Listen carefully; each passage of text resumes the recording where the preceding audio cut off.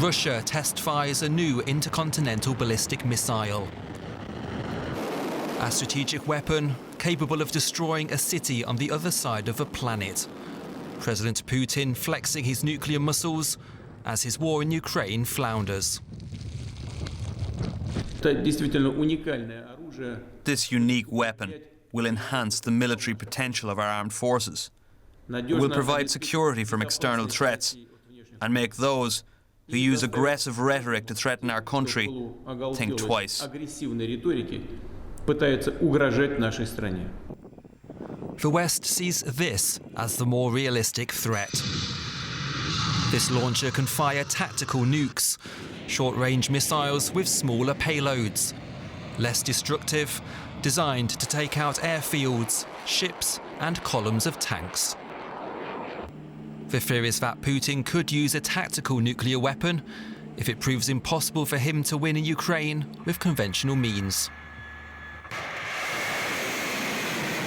If Vladimir Putin decides to use such a weapon, and we hope that he does not, that there will be severe consequences, and there is no doubt that it will change the world in significant ways should that happen. Back in the Cold War, the Western response to a strategic nuclear strike on its cities was clear and simple: a global thermonuclear exchange. But what about a small-scale tactical attack on a battlefield in Ukraine? Would the West respond in kind and risk an all-out nuclear war with Russia? It's a question Western leaders are still grappling with as the conventional war in Ukraine continues. Let's bring in Pavel Podvik. He's a senior researcher at the United Nations Institute for Disarmament Research. He joins me from Geneva in Switzerland. Now, since the US dropped 2 nuclear bombs on Japan in 1945, no country has ever used nuclear weapons in a war. How close do you think Russia is to breaking that taboo? I don't think that we are that close, and the main reason for that is that there are simply no plausible military missions for nuclear weapons in this type of war. You mentioned earlier that tactical nuclear weapons were developed to be used in the battlefield against airfields and columns of tanks and things like that. And this is just not this kind of a conflict.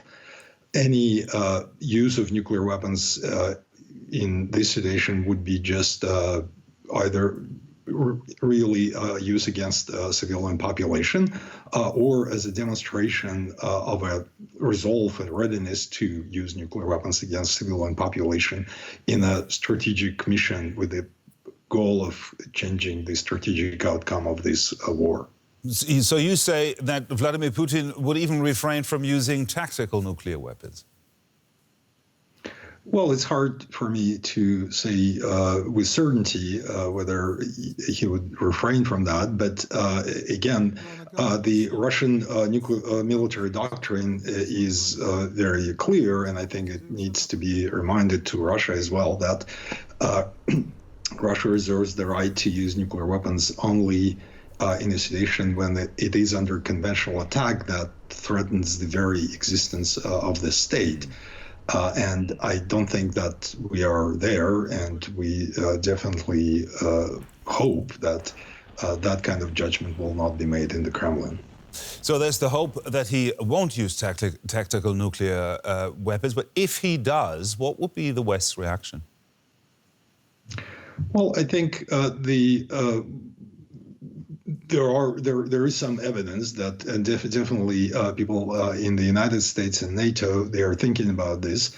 And as I understand, right now, the consensus is that it would be a mistake, and I believe it would be a mistake to respond in kind and to respond by using nuclear weapons against Russian targets. I would definitely believe that this kind of use would bring further isolation of Russia, and even the states that are currently on the fence, like India or China, for example, they would join the rest of the international community in condemning that kind of use. So let me come back to a bit of history here. All these decades of talks and treaties on nuclear disarmament, have they really worked if we're really talking about a potential nuclear threat here? Well, yes and no. We certainly, the treaties and talks and disarmament made us a bit safer. We have fewer weapons.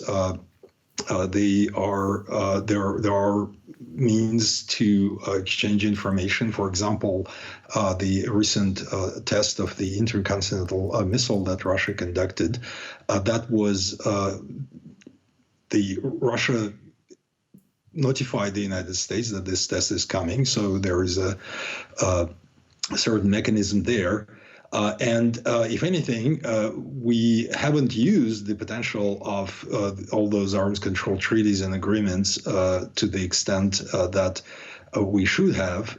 And for example, if the Conventional Forces in Europe treaty was still in force, I think that the situation around the initial build-up that led to this war would have been quite different. So, but unfortunately, that treaty collapsed.